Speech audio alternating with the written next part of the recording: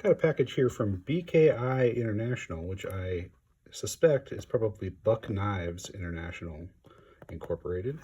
I'm going to go ahead and open this up with the Demco 80 20.5. This is Knife Center's exclusive version of the 20.5 in CPM 3V steel, which is an appropriate choice for today's unboxing, as you'll see in a minute.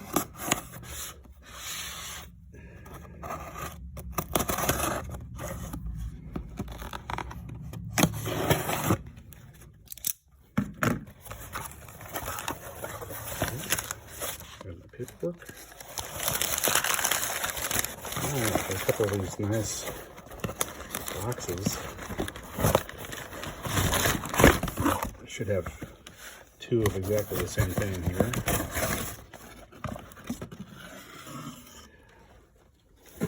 This is the Buck of the Month for May 2023.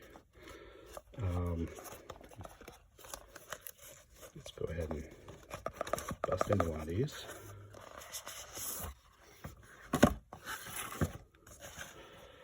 Nice packaging, embossed, edge of a legend there. Magnetic closure. And then inside the box, we've got a little microfiber pouch.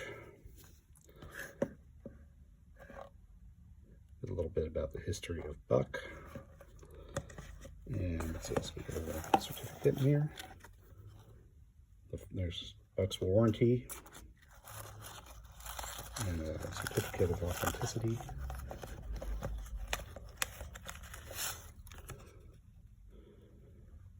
One of 750 produced.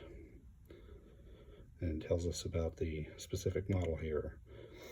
The exclusive Buck Model 110 Slim Pro TRX features a black cerakoted Boss heat-treated 3V straight clip blade and a textured solid brass handle with black hardware and pocket clip.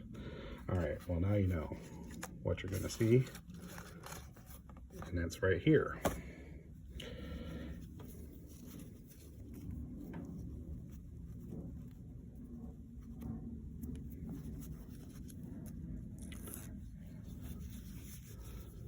All right.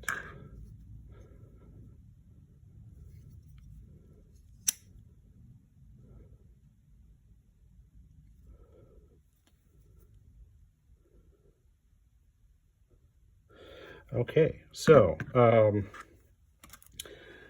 this is a Buck 110, but it's a 110 Slim, which means it's considerably smaller form factor than the traditional Buck 110.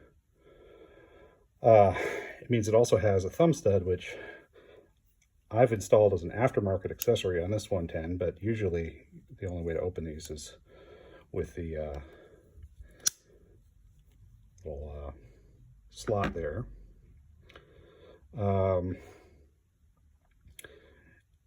And as I said, it's a straight clip point as opposed to the curved clip point of the original Buck 110, right? So a little bit less aggressive clip point. Now the 110 Slim Pro also has a pocket clip, which the regular 110 does not. And it's slim, as you would expect from the name, Slim Pro. The location of this thumb stud is a little bit in the cutting path, whereas the one I was able to install myself on the original 110 is out of the cutting path. But it is welcome to have a thumb stud on this knife. Now the original Buck 110 is the standard version of it is in 420HC steel, which is not a premium steel. It's a budget steel, but Buck is famous for their heat treat, and they do a really good job heat treating this steel to get good performance out of a pretty middling steel. And in recent years, Buck has also applied that heat treat, the double double heating process that they do there, designed by Paul Boss or Paul Bose, I'm not sure how to pronounce his last name, to some more premium knife steels. So it's been possible for a while to get a version of this knife in S30V if you custom order it from Buck's website. And then Buck had their first ever stealth run this year where they produced a very limited quantity. I think it was 500 or 600 of the 110 in CPM MagnaCut with that Bose heat treat. MagnaCut, of course, is sort of a ideal steel for a lot of purposes. It has high edge retention, high toughness, and extremely high corrosion resistance. CPM 3V has even higher toughness than MagnaCut, and comparable edge retention, possibly better edge retention, but it is not corrosion resistant, which is why we see a black coating on this blade. And it's why you usually see a black coating on 3V blades. For example, that Demco that we looked at when we opened the box has a 3V blade that's black coated. This limited edition Spyderco Military has a CPM 3V, well, no, sorry, 4V blade. 4V is a further evolution of the same basic idea there. But it, like 3V, is not a stainless steel. Not every 3V blade is going to be black coated. Here is a version of the Kaiser Cormorant in 3V. This is the White Mountain Knife Works, or White Mountain Knives exclusive version of the Cormorant in 3V, and it is not coated. And I've used this knife some. I've carried it, I've used it, and so far I haven't had an issue with corrosion. I do keep it clean. You know, if I use it, I clean it off afterwards. But the fact that 3V steel can develop a patina or can develop corrosion or rust doesn't necessarily doom it to that fate. In fact, here is Cold Steel's Magnum Tonto 12 in CPM 3V, so named because of its 12-inch blade. And this thing I have used like a machete. I have really abused this knife, taken it out in the yard and cut down reedy stalks of weeds and little volunteer trees and things like that before they could get too big. And it does a beautiful job, and I have not sharpened this thing yet, and it's still sharp because it has fantastic edge retention, no rolls or chips in this blade, despite having used it pretty aggressively on some fairly tough material. I do keep it clean. You know, after I use it, I clean it good, and I clean it up with CLP.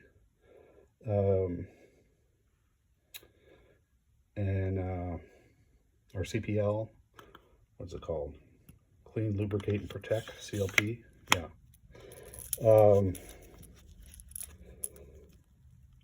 But I've been very pleased with the performance of this 3V knife. It makes more sense, and you see 3V more often on large blades, on choppers, on you know, fixed blades with a blade length, you know, starting to get out there in the longer range, over 5 inches. It makes less sense on a pocket knife because pocket knives, based on their size and the fact that they are, you know, they are folding means that they're not really designed for this sort of extremely heavy use that a fixed blade knife might be tasked with. And so having an ultra tough steel doesn't necessarily, fit the design of the knife as well. And so you tend to see pocket knives that have very high edge retention steels like CPM 20 CV or M390 that are not as tough, that are a little bit more chippy, because the blades are usually small enough that they don't experience the kinds of stresses that would chip them as readily as you would see on a large knife doing a lot of heavy work. So it's it's a little bit strange to see it on a knife with under a 3.5 inch blade like this Demco or this Cormorant, right?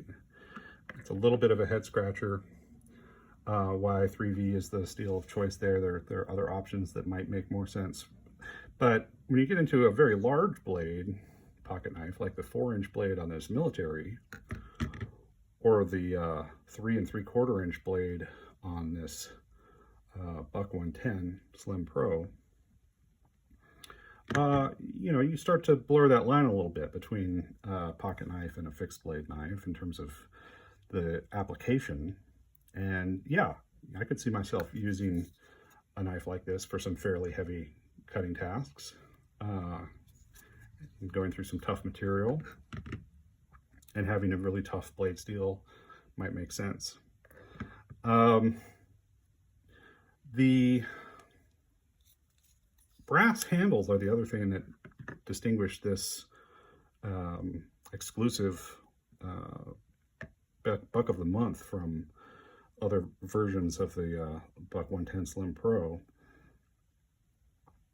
And it's a very different brass than the brass that you see on the standard 110, right? The 110 has brass liner, full brass liners, and then these really chunky brass bolsters that are polished.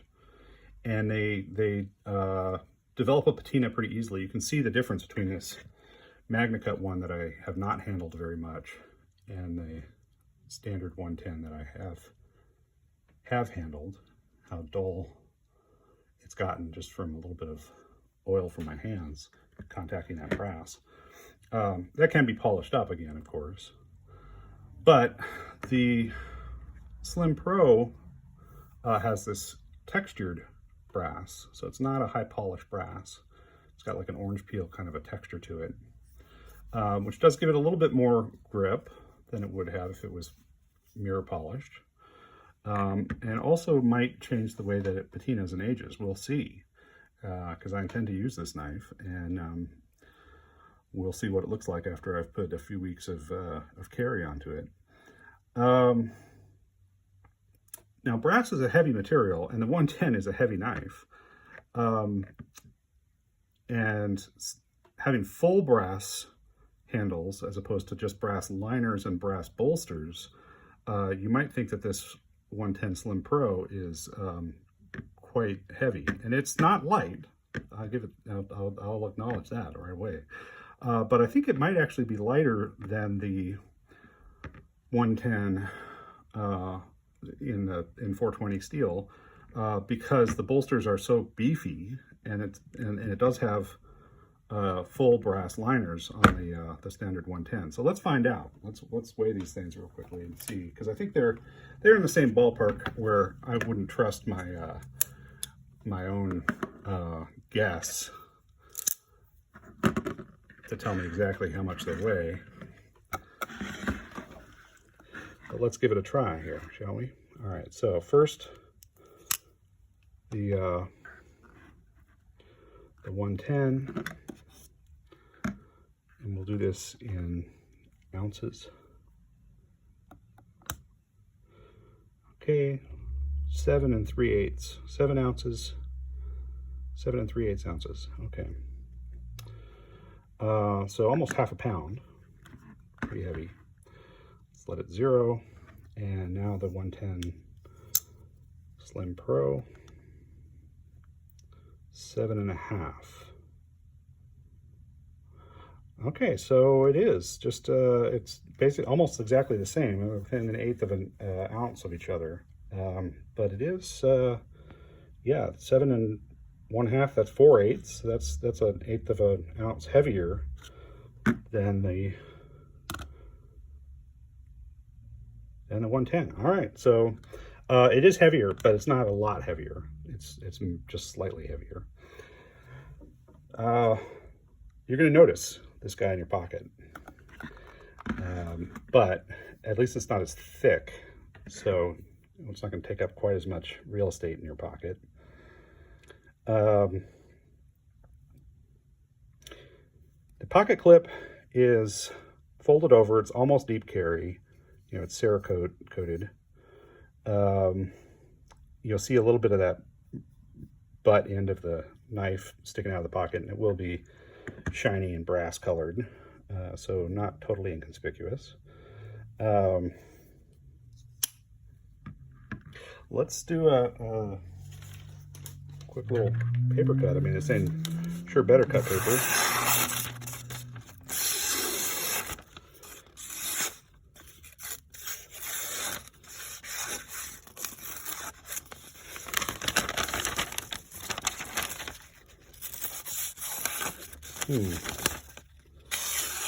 Yeah, it's pretty sharp.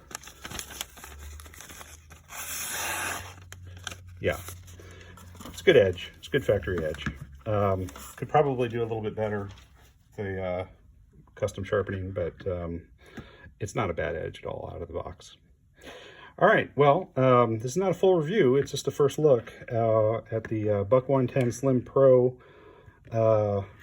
exclusive Buck of the Month in CPM 3V with full brass handles. I don't think I need to do size comparison stuff because the Buck 110 is a pretty familiar knife to most people. It's sort of a benchmark by which other knives are measured often enough. But what do I have handy here just as a point of reference? It is a big knife. Here's a Spyderco Paramilitary 3, just for comparison. Par 3 is very, very common knife, as you can see. Buck 110 is substantially larger. All right, I will post further content on this knife after I've put it to some use, and we'll see what the handles look like after they've had a few weeks of skin oil, and pocket wear. Thanks very much. Please like and subscribe if you want to see more knife videos.